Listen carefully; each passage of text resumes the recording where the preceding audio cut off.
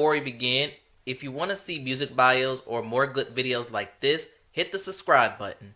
Also, I've started a Patreon account. On here you get more copyrighted material and they'll be uploaded 48 hours prior to YouTube. If you want to support or visit, link is in the description.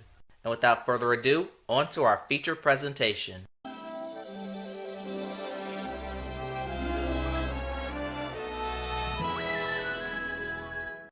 This is a story of how two unlikely forces team up and change the course of black music forever. Cedric the Entertainer, who plays Willie Dixon in this movie, helps narrate this story on how rock music originated from black music. First to this party is Leonard Chess. He's a Polish immigrant who has a dream of opening a nightclub for Negroes in Chicago. The other is McKinley Morganfield, but we all know him as Muddy Waters. He's a sharecropper from Mississippi, and one day, Alan Womack wants to record him for the Library of Congress, and after this, he realizes he has a gift. After this experience, he packs everything and moves to the big city of Chicago.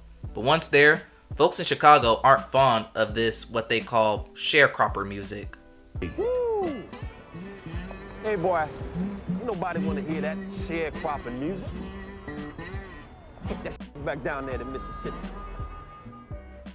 But a woman named Geneva Wade wants to give him the time of day, and they do things that I can't say on YouTube. But after this lovemaking, she gives him an amp, that way everyone hears his sound.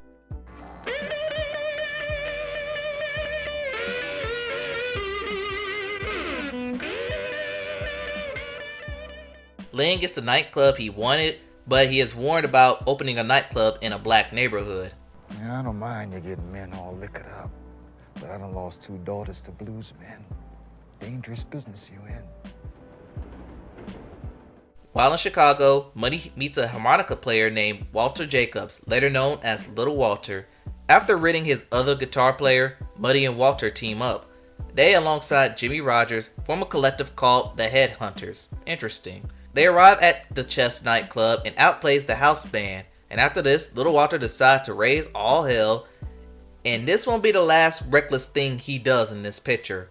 Their first encounter with Len doesn't go well, but a few days later, Len finds Muddy and he wants to record with Muddy. After recording their record, they go around the south to make it to radio, but they have to be very careful when traveling down south. But as long as the police presume that Muddy is Len's chauffeur, they won't have a major issue. Eventually, Muddy's record lands into Chicago radio, but Len suffers a setback when his nightclub gets burned down. But fortunately, the insurance money he got from the accident, he put it into a recording studio and Chess Records was born. While recording 40 Days, engineers have a problem of Walter's harmonica overpowering Muddy's vocals, but Len decides to keep it in as it's, well, innovative. Then they let Little Walter cut a record and it goes #1 on the R&B charts, and thanks to his success, Len gives Walter a Cadillac. And that's where we meet Willie Dixon. He's one of the main songwriters of Chess Records, and he grows concerned that Muddy's sound was becoming redundant. So Willie comes up with a riff that would change the course of music. Here's your riff right there. Ain't nothing to that. Len informs Walter that his mother passed away in New Orleans, but we get a backstory that he isn't really close with his family at all. She let my daddy give me away the day I was born. Well, she did the best she could, I reckon. That's why this here been my mom. This will cause his descent further, especially when Muddy offers him a flask when he refused, and it leads him to record his signature record, My Babe. My baby don't stand no cheating, my babe. But while touring, Little Walter discovers that several people are using his name and likeness to make money, and those were trends at those times. But we get a montage of Muddy and Len with their lovers, but Muddy has more than one lover, and it has all caught up with him when Geneva holds a baby that ain't hers. But she and Walter get close, but Geneva pushed back on him, as Geneva is like a mother figure to Little Walter. We meet the Howlin' Wolf, but he's not that easy to work with. He does not like Len leading his band, he won't take loans, and he gets into it with Muddy over his infidelities. Oh, smokestack lightning. No, that's all right. But back with Lil Walter, he's still wildin'. He didn't remove the doors from his Cadillac because it got too hot. He then gets racially profiled by the police to the point they do what they do best and nearly bludgeon him to death. But back with the Wolf, Muddy starts to perform with some of his band members out of spite, and the wolf threatens him. And that let us know that the wolf ain't playing. You stealing from me again? I'll kill you. Walter then drives his Cadillac into Chess Records and orders Lynn to gift him a new one. But back at Chess, we meet Chuck Berry, one of rock and roll's pioneers. Chuck has a unique sound that could cross over, and Maybelline became a huge pop record. Yes, a pop record. And thanks to his duck walking on stage, he's able to bridge the gap between black and white, separated by a rope. Muddy starts to notice that Lynn got a huge house and multiple Cadillacs, while he doesn't have much. And that's when Lynn tells him that Chuck has been paying everyone with his records, while Muddy records are no longer selling. While Chuck has the entire nation at the palm of his hands, he has one weakness: snow bunnies. Glad Dr. Umar was not alive then, because Chuck will be given 50,000 lashes. It's more dangerous. Umar Johnson. Okay, thank you. With Mr. Chess, he wants a female talent on his label, and thus we meet Etta James, played by Beyonce. The first meeting goes off as a mistaken prostitution encounter, but Chess realizes that Etta has a God-given voice. Chess starts to take a deep interest into Etta and wants her to enjoy the finer things in life, but some things money can't fix, especially her behavior in a private rented out restaurant. Gin, please. Can I have a bottle of gin? Gin, can I get a bottle of gin? Chuck has noticed that his records are getting stolen. Example, Surfing USA by the Beach Boys.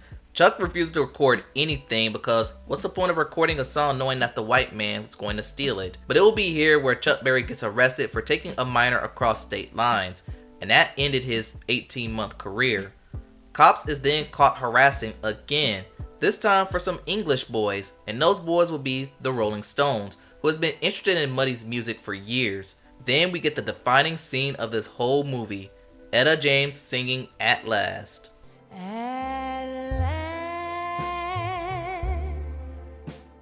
Etta is missing airtime, but Muddy finds her passed out, but gets restored when Lynn arrives. Etta fears that the house that she just got is going to get repossessed, and that's when Lynn offers to put the house payments in his hands.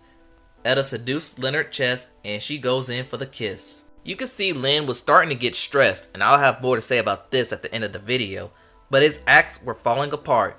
Once Chuck got out of prison, the music moved on, and Elvis became your king of rock and roll. For Little Walter, his addiction and lifestyle caught up with him. He shows up to Geneva's house, the only woman that really cared for him, bloody and badly beaten, and Walter wound up dying in her arms. Circumstances around Little Walter's death is very controversial, but what is known was that Little Walter died broke. Buddy was broke, Lynn was beating around the bush about who's going to pay for Walter's funeral, but thanks to the Howlin' Wolf not accepting handouts, he pays for Walter's homegoing. Lynn's stress levels are so high, he sells Chess Records, but it was just something he couldn't let go. As Etta James sings I'd Rather Go Blind, Chess suffers a heart attack and dies, and yes, Hollywood satired his death. But before his death, he gave Etta the deed to her house. Muddy actually finds new work overseas, as alongside other Chess alums, they became major over there. He alongside Willie Dixon sued Chess for back royalties, but not towards Leonard Chess' estate since he sold the company and got a nice payday. The film closes with Chess alums on when they got into the Rock and Roll Hall of Fame. Willie Dixon in 1994, Howlin' Wolf in 1991, Etta James in 1993, Chuck Berry in the inaugural class of 1986, Little Walter in 2008 when this film was coming out, as he became the first exclusive harmonica player to get in, Leonard Chess in 1987 alongside Muddy Waters that same year. This movie was pretty decent, but I have some thoughts, and I'm going to start off with Etta James. And Beyonce got top billing even though she doesn't appear in the movie for a full hour. But Etta might have been wild, but she was very dependent on Mr. Chess, as I kind of find it similar to how Berry Gordy's relationship with Diana Ross was at the time. She was the token girl that his label needed, as Etta had a rough upbringing.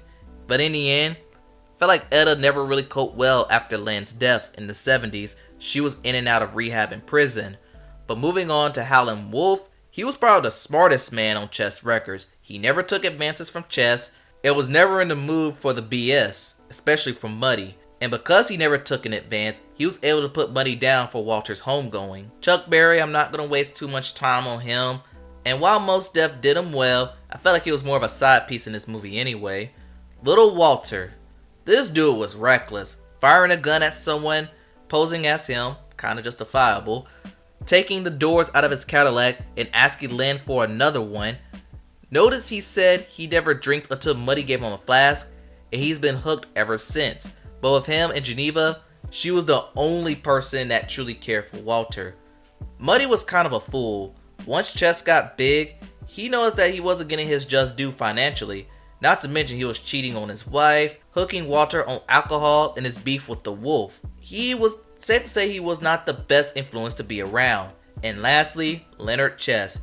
I kind of feel for him because he tried to fight for his artist like he was a father. Walter stressed him, Muddy stressed him, Etta really stressed him, and in the end, it was the stress that caused him to die. But overall, I actually enjoyed this movie. Go check it out if you haven't seen it, but I'm warning you, you will have gray hairs once you finish. And that concludes the Cadillac Records movie recap. Tell me what you think in the comments below. Please like, comment, and subscribe to the channel. Thanks for watching, and I'll see you next time.